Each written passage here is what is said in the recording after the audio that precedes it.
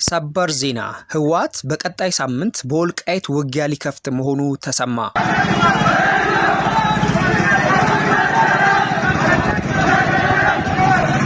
ጠቅላይ ሚኒስትራችን ዶክተር አብይ ለኤርትራ ሀገር ሁኚ፣ ኢትዮጵያን ለማፍረስ ጥይት አቀባይ አትሁኚ፣ አሰብን ማስመለሳችን አይቀርም ላሉት ፕሬዝዳንት ኢሳያስ ምላሻቸውን ሰጥተዋል።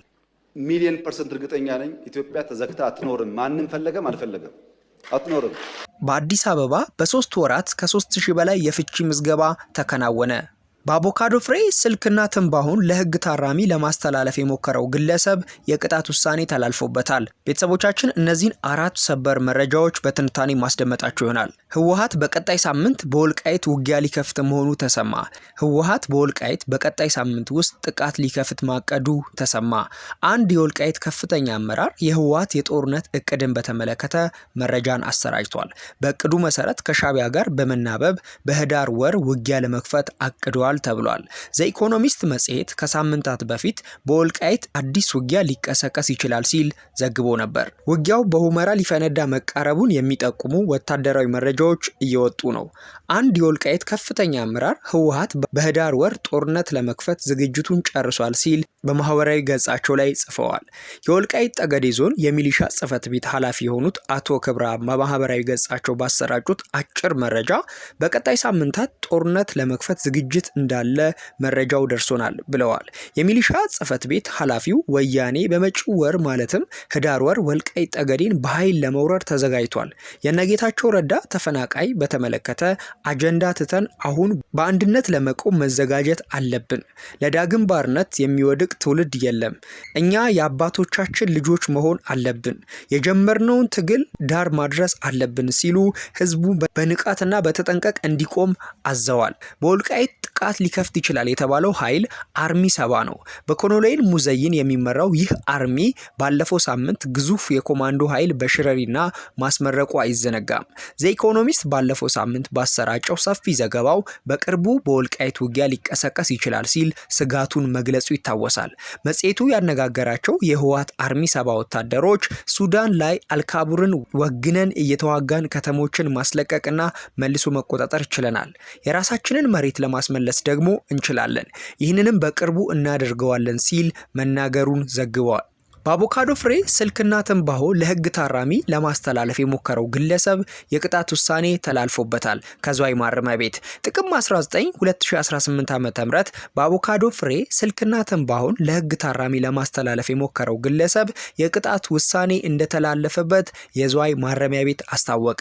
የህግ ታራሚው ቤተሰብ ጠያቂው መሐመድ አህመድ በቀን 15 ሁለተኛ ወር 2018 ዓ.ም ለህግ ታራሚው ዘሪሁን ግርማ ስሜ ከቀኑ 5 ሰዓት አካባቢ ወደ ማረሚያ ቤት እንዳይገቡ የተከለከሉ ነገሮችን ሊያስገባ ሲሞክር በማዕከሉ የማረሚያ ፖሊስ አባላት እጅ ከፍንጅ እንደተያዘ ተገልጿል። የህግ ታራሚው ቤተሰብ ጠያቂ ግለሰቡ አቮካዶን ሰንጥቆ ፍሬውን በማውጣት በውስጡ የሞባይል ቀፎ ከነ ቻርጀሩና የተበታተነ ትንባሆን በሙጫ በማሸግ ሲያቀብል እጅ ከፍንጅ ተይዞ ለዝዋይ ፖሊስ ጣቢያ ተላልፎ ተሰጥቷል። እንደ ዝዋይ ማረሚያ ቤት ማዕከል የህዝብ ግንኙነት ክፍል መረጃም ከፖሊስ የቀረበለትን ማስረጃ በአጠረ ጊዜ የመረመረው የዝዋይ ከተማ አስተዳደር ወረዳ ፍርድ ቤት በቀን 18 ሁለተኛ ወር 2018 ዓ.ም በዋለው ችሎት መሐመድ አህመድ እሸቱን በ1 ዓመት ከ4 ወርና የ3000 ብር የገንዘብ ቅጣት ብይን ወስኖበታል።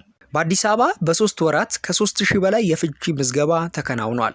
የሲቪል ምዝገባና የነዋሪነት አገልግሎት ኤጀንሲ አንደኛ የሩብ ዓመት አፈጻጸም ሪፖርት እንደሚያመላክተው በሩብ ዓመቱ 3032 የፍቺ ምዝገባ መከናወኑን የኤጀንሲው ዋና ዳይሬክተር አቶ ዮሴፍ ንጉሴ ተናግረዋል።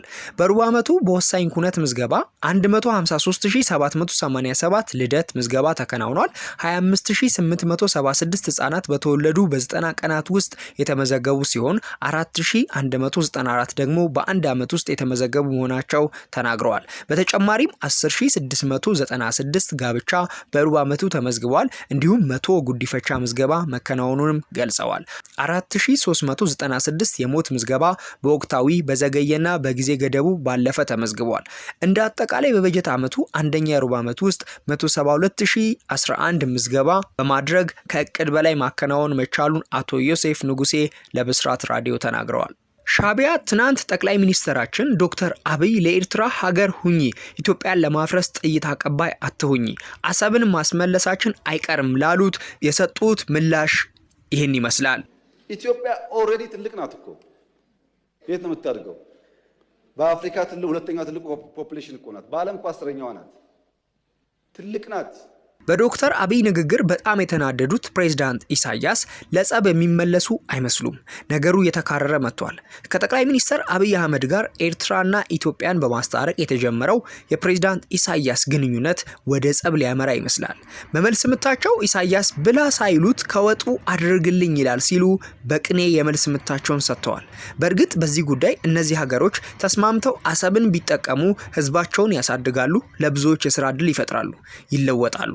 በሰላም መስማማት ካልቻሉና ጦር ከተማዘዙ ግን እዳው ለሁለቱም ሀገር ህዝብ ነው የሚመለሰው። በኑሮ ውድነት በስራና በሰላም እጦት እየተሰቃየ ላለው ህዝብ ቁስሉ ላይ ጨው እንደመጨመር ነው የሚሆነው። ሰላም ከሁሉም ይበልጣልና ፈጣሪ ለሁለቱም ጎራ እንዲሁም ሀገራት ሰላም ይስጥልን፣ ያስማማልን መልእክታችን ነው።